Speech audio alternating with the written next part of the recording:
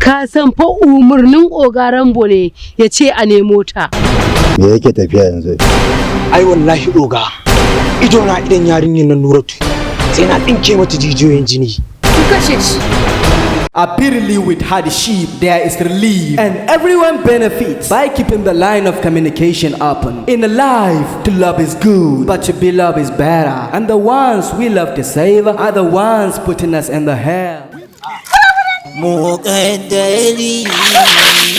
We believe nothing can control our lives more than our mind. Yes!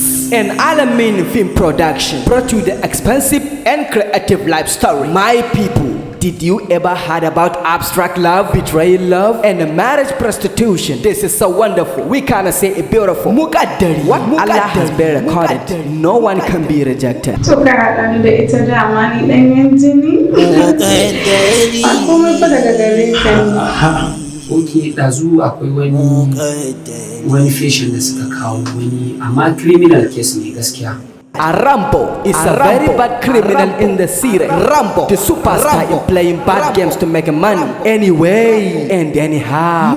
Sunana Hajiya Hajara Bala'i. Kwangila ce da ni.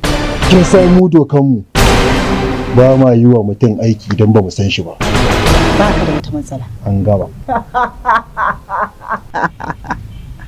Ba dai dan waje kake so ba? Shinkafa. Yau shinkafa. Shinkafa ai dan waje kuma ba mai dumama. Na gane. Wai haka ne. Ka san cewa ni a tsari na ba na son delayin a cikin lamura na gaba ɗaya. Yawa, ka gan su? Ban gan su ba. To ni na yana hina. To dan me? Lallai a je a karɓo min wannan kuɗaɗen. Su nake bukata.